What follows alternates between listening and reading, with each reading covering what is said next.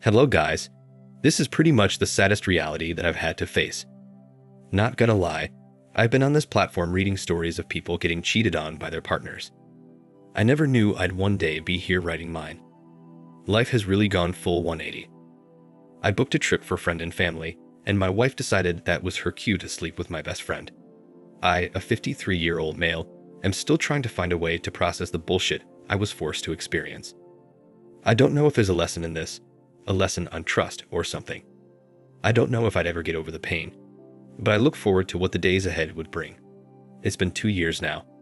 My wife of 20 years, Riel, 46, had spent the year before the incident asking to go on a trip abroad. I had turned it down because we currently have 2 sons in university. We were comfortable, I made sure of it. Having 2 children in university, on the other hand, meant we didn't spend as much as we did earlier. I had constantly turned down the notion that we spend 2 weeks in a foreign land because I thought it was only going to waste the money we had. Anyway, after giving it some thought and guided by the constant pleas and requests from my wife, I decided, why not? I started to plan a trip for the whole family. I thought my sons needed a break from the stress that came with being in the university, and I felt a vacation would be perfect for all of us. I surfed the internet in search of someplace worthwhile, but I couldn't find one that's good and also fits my budget. We couldn't go to someplace in Africa because my sons each had about 3 allergies. I was always someone who wanted to visit Africa though, especially Nigeria. I just decided that the trip to Nigeria would be something I and my wife would do when I retired. Well, after searching for a while, I found the cheapest fun-packed vacation plan for a family. My wife liked to be treated like royalty, so I decided that I'd only go for the ones that were high class. The cheapest ones I found were worth close to double one of my son's annual tuition. I decided it was time to outsource this vacation. That was where my friend, the closest I've had and the one who's been around the longest, came in. He was a millionaire who had helped me out a ton over the years. He had once talked to me about going overseas on holiday for the same duration as I had. I seized an opportunity to squeeze one more freebie out of him. I discussed my plans with him, showing him the choices I had and the money I had budgeted for the trip. He looked at them, smiled, and said, "These aren't vacations, bro. Let me show you what a vacation is." He opened his laptop, and what I saw wowed me. The locations, the way the pictures looked spectacular, and how everything I saw looked like they were expensive enough to clear my mortgage. I asked him if he was sure this wouldn't be one of those what you ordered versus what you got sort of things. He just smiled and told me how he has been going on these trips at least once a year. He said he reacted the way I did when he first made his millions. He then diverted the conversation into something that didn't relate to what we were talking about at hand.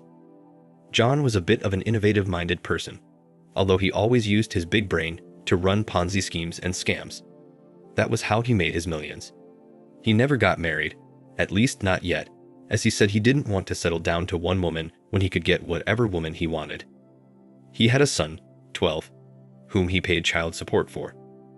I sometimes wondered why he lived such a lifestyle, and sometimes I envied his life. I mean, who wouldn't want to have millions in their name?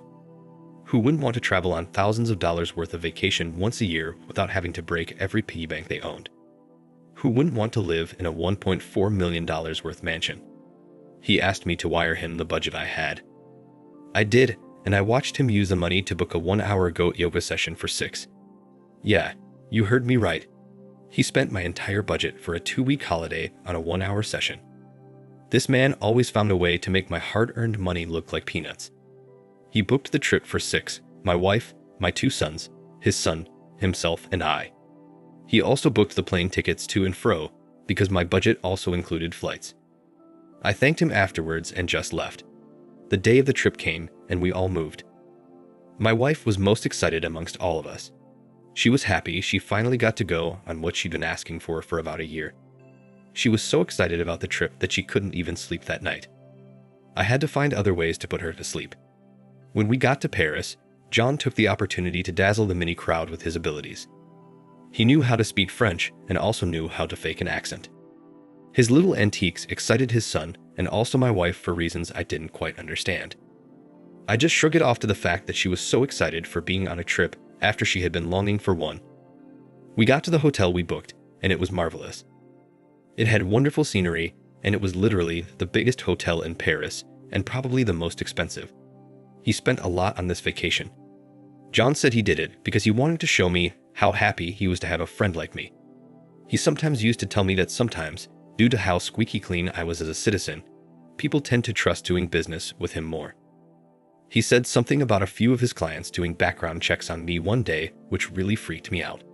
The hotel had a large house-type suite in the penthouse, had like 4 or 5 rooms, and had bathrooms in all of them.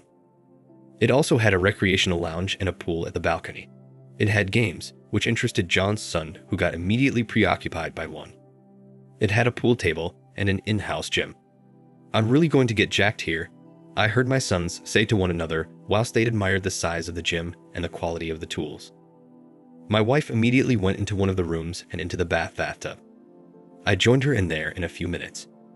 I must say, I used to read manhwas that had sex in the bathtub as part of it. Trust me, the bigger and better the tub, the better the intimate acts. The very next day, we went about our different itineraries, although we did sometimes do something together.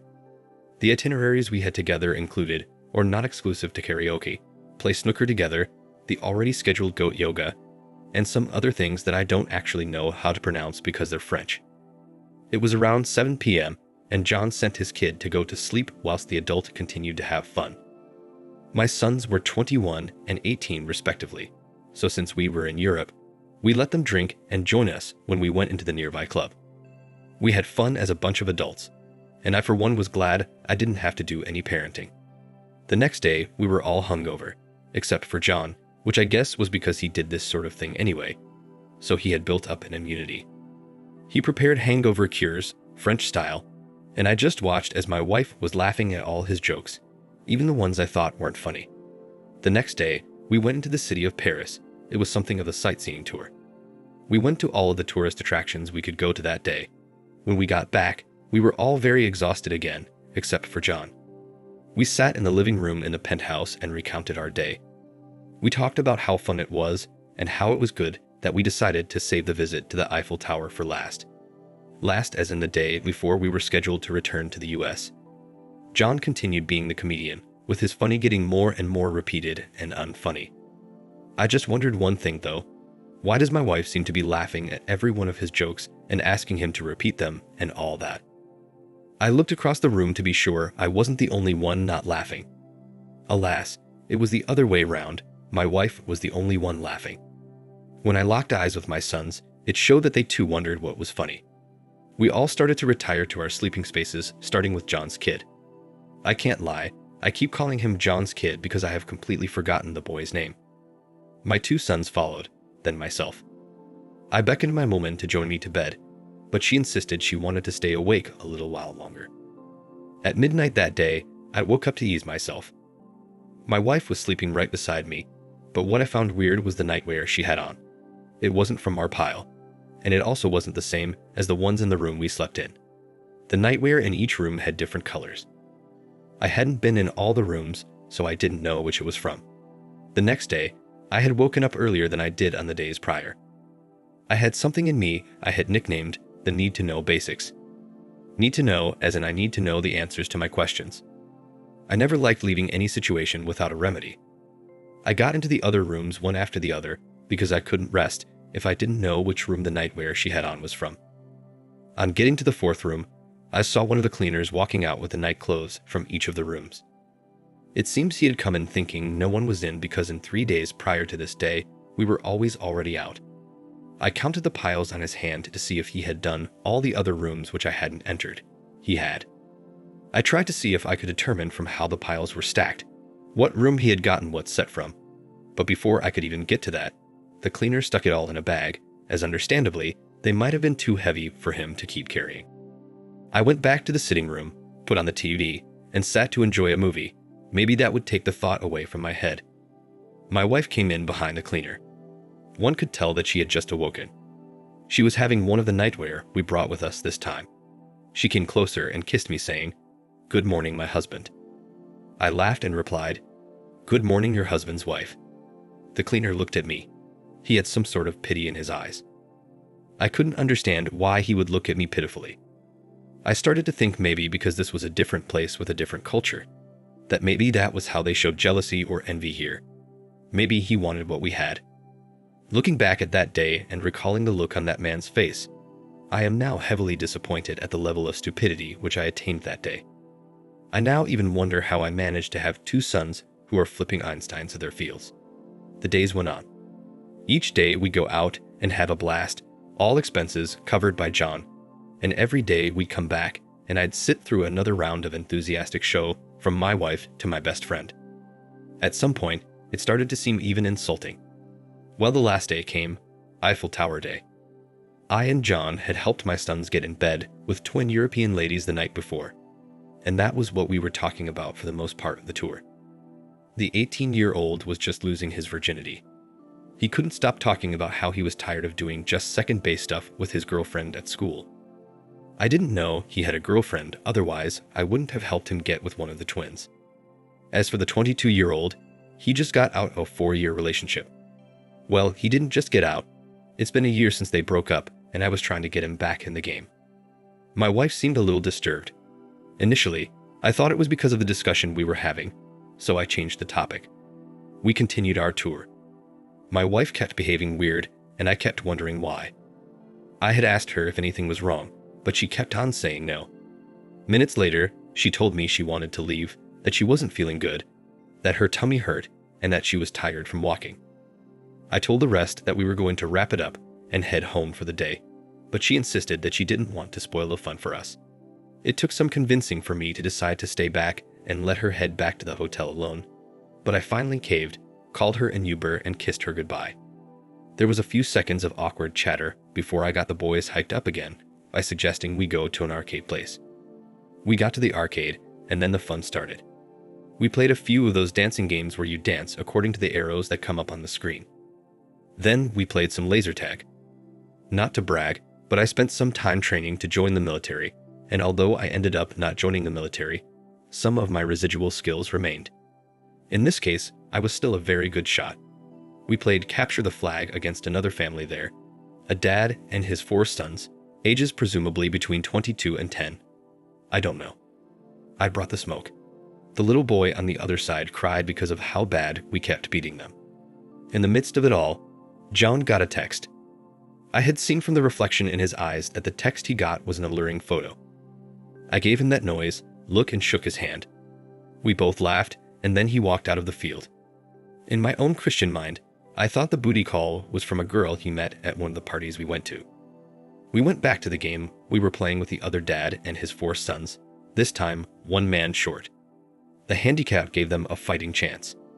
He had won all 3 rounds before John, but the 5 games after, we won 3 and lost the other 2. Right about now, it had been 2 hours since John left and about 4 since Riel did. I felt bad for leaving her all alone when she obviously needed someone to take care of her. I recalled her intense fear of heights and the fact that she was only just starting to get used to being on high ground. I felt bad for leaving her all by herself even after neglecting her phobia for heights and making her climb the Eiffel Tower. I decided to leave my eldest in charge while I go take care of my woman. I gave them each 400 euros to spend, which was just above $500 then. I got to the hotel, swiped my keycard across the door, and walked in. I saw the clothes my wife had worn earlier scattered on the floor. I had thought to myself, maybe she had diarrhea and took it off before she shat herself. I approached the room we shared, but something else caught my eyes. I saw 1 foot of John's pair of shoes close to the door, then just ahead of it was my wife's panties. My heart began racing. I ran the rest of the way in and pushed the door open. What the actual F? My keycard fell from my hand and I followed suit. I dropped to my knees. It was the sound I made when hitting the ground that drew their attention. The 2 were so carried away, they didn't even hear me walk in. I wanted to do something, shout, hit something. I needed to do something, but I couldn't. I shouted the loudest damn I had ever heard, and then I went numb.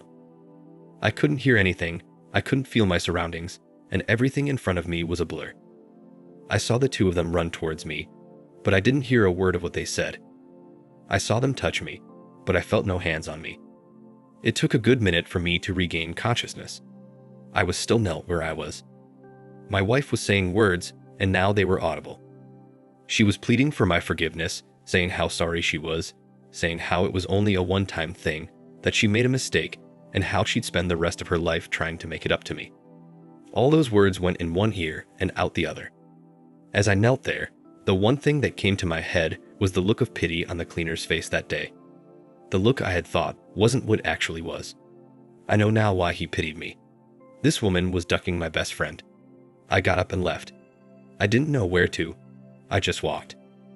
I think I might have lost consciousness again, cause the next thing I remembered was it being nighttime and me still walking. I asked the nearest person how far I was from the hotel I stayed at. I was told it was almost 2 kilometers away. Did I just walk 1.2 miles? The next 3 months went in similar fashion. I'd be doing something and next thing, I've lost time, sometimes a few minutes, sometimes hours. I was forced into early retirement due to this. I almost burnt down my house, and I had to stop driving due to the possibility that I might lose it when behind the wheels. It took a while before I became normal again. I just got back behind the wheel a few weeks ago. As for the woman who did this to me, we're separated. Not divorced yet. She still tries to get us back together even though I told her there can never be an us anymore. We had something good before, but she decided to stick my best friend's stick inside what we had. As for my best friend, I know some of you are thinking right now, why didn't he say ex-best friend? Well, even I don't know the answer to that question. I have told him if he ever got caught in his illegal deals that I'd testify against him. He has made his peace with that. We don't talk anymore, although he keeps sending me wads of money in hope that it would help fix things. I keep the money, it's the salary they made me not get. I'd worked 20 years with that company and I still had another good 10 years in me if not for that incident. I'm seeing a therapist, obviously, because that was the only reason I'm able to write this without going crazy again. I miss my old life, and I wish I could have it again, just without Riel. My eldest is getting married next year to a young lady who I think is good for him. I hope she treats him better than his mom did me. I think my life will be better, there have been signs. Lord, whatever lessons this was supposed to teach me, I'd have preferred to learn them by handwritten notes. That will be all. Thank you for watching. Like and subscribe if you enjoyed the video. See you next time.